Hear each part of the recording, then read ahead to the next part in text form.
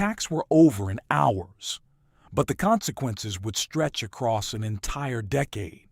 In the smoke and chaos of September 2001, one question began to echo through the halls of power in Washington. Where is he? Somewhere, hidden in the shadows of a collapsing network, Osama bin Laden had vanished. And from that moment on, the hunt became more than a mission. It became an obsession. In the weeks after 9/11, intelligence agencies moved fast. Too fast, some would later argue. Fragments of information poured in from every direction. Intercepts, informants, battlefield reports. Each piece felt urgent. Each one felt like the missing link. But none of them were enough. The early trail led deep into Afghanistan. Mountains, caves, and a network that seemed to dissolve the moment it was touched. There were moments, brief, electrifying moments, when it felt like they were close, too close, and then nothing. He slipped away. That failure would linger, not just as a missed opportunity, but as a warning. This wouldn't be a quick operation. This would be a long, uncertain game. As years passed, the world changed, wars expanded, priorities shifted, new fronts opened. But behind the scenes, a smaller, quieter effort continued, relentless, patient, almost invisible. The search for one man. Inside intelligence rooms, analysts stared at screens filled with noise. Conversations in code, names that led nowhere, patterns that broke just when they started to make sense. There were warnings, signals that something was still active, still dangerous. But they were often incomplete, hard to verify, easy to doubt, and doubt was dangerous. At times, it felt like chasing a ghost. Reports placed him in different countries, different regions, different realities. Each lead demanded attention. Each one consumed time, resources, belief. But most of them ended the same way, empty. Still, the mission never stopped. What changed everything wasn't a location. It wasn't a direct sighting. It was something smaller, quieter, almost overlooked. A courier. For years, one name kept appearing in fragments of intelligence. Not important enough to be certain. Not irrelevant enough to ignore. A messenger moving between shadows, carrying information no one else could trace. Tracking him became the new focus. It was slow work, painfully slow. Every movement had to be watched, every connection mapped. No sudden moves, no clear signals, just patience. Then, eventually, a break. The courier led to a place that didn't fit the pattern, a compound. It was unusual, high walls, no phone lines, no internet connection. No clear reason for its existence. It stood isolated yet carefully constructed, hidden but not invisible. And inside that silence was a possibility. Surveillance began.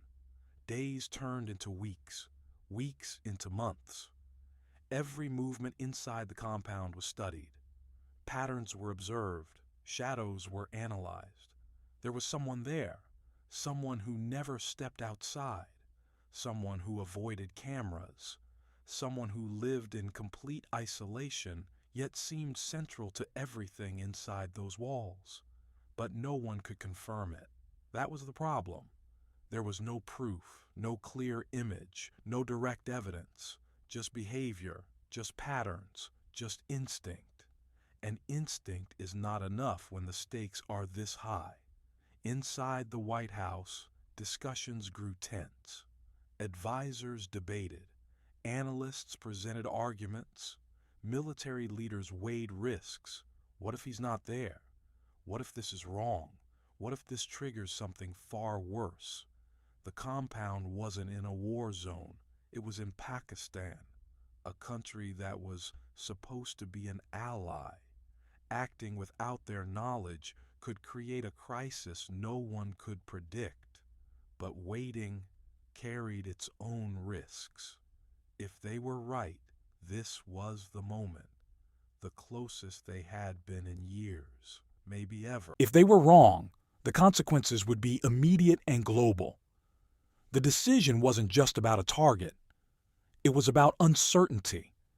In the end, there was no perfect choice, only a direction. The operation was approved. What followed was preparation at a level rarely seen. Every detail rehearsed, every movement calculated, every possible outcome considered. Still, there were too many unknowns. The night of the operation arrived quietly. No announcements, no signals, just movement in the dark. Helicopters crossed into foreign airspace, low, fast, silent. Inside, the team knew the risks: mechanical failure, detection, resistance, diplomatic fallout. Any one of these could turn the mission into a disaster. As they approached the compound, something went wrong. One of the helicopters lost stability. For a moment, everything hung in uncertainty. But the team adapted, quickly, precisely. There was no turning back now. They moved inside, room by room, floor by floor. Every second stretched, every sound mattered. They didn't know what they would find. They didn't know who would be waiting.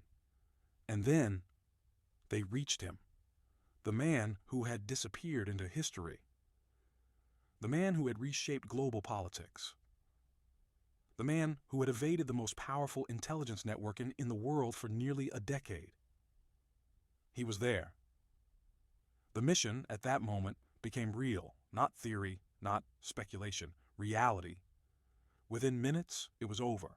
But even in that moment, uncertainty remained. Confirmation had to be absolute. There could be no mistake, no doubt, no room for error. Back in Washington, the tension hadn't eased, it had only shifted.